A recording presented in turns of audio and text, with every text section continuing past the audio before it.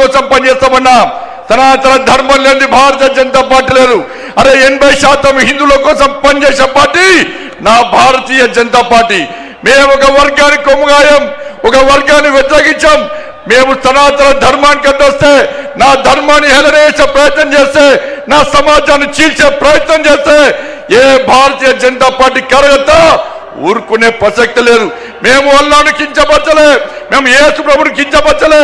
కానీ నా రాముని కించపరిస్తే, నా భగవంతుని కించపరిస్తే, నా సమాజాన్ని హేళన చేసే ప్రయత్నం చేస్తే ఊరుకునే ప్రసక్తి లేదన్న విషయాన్ని కాంగ్రెస్ పార్టీ, వాళ్ళ కమ్యూనిస్టు పార్టీలు కానీ బీఆర్ఎస్ పార్టీ కానీ గుర్తుంచుకోవాలి. అందుకే భారతీయ జనతా పార్టీ కార్యకర్తలారా అందరం కలిసి పనిచేద్దాం. నేను ఏ రోజు కూడా పార్టీ తల వంచుకునే పని చేయనన్నా. ఇలా పార్టీ కోసం పనిచేస్తాం. మేమందరం కూడా ప్రతి భారతీయ జనతా పార్టీ కార్యకర్త జై శ్రీరామ్, భారత్ మాతాకి జై అని నేను భారతీయ జనతా పార్టీ కార్యకర్తలని చెప్పి తలెత్తుకొని సగర్వంగా తలెత్తుకునే విధంగా పనిచేస్తుంది తప్ప పార్టీకి తల వంచే పని చేయనన్నా.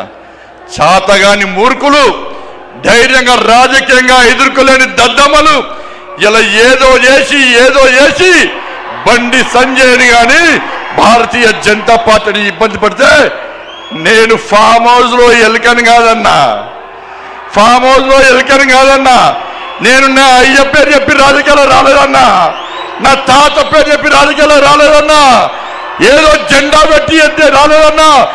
నేను కాసేపు జెండాను, కమలపు జెండాను భుజం మీద మోసుకొని సామాన్య కార్యకర్తగా నా రాజకీయం ప్రారంభించి ఒక రాష్ట్రీయ స్వయం సేవకగా, ఒక ఏబీవీపీ కార్యకర్తగా, ఒక యువమోర్చా కార్యకర్తగా, ఒక నరేంద్ర మోడీ శిష్యునిగా భారతీయ జనతా పార్టీ కార్యకర్తగా పనిచేస్తున్నప్ప సగర్వంగా భారతీయ జనతా పార్టీ కార్యకర్తని తలెత్తుకొని తిరిగి పనిచేస్తున్నప్ప తల వంచే పని చెయ్యన్నా. నన్ను నమ్మండి అన్నా, తప్పుడు ప్రచారం నమ్మకండి అన్నా. మా ఎంబడి ఉండండి, ఇక వదిలిపెట్టే ప్రసక్తే లేదు.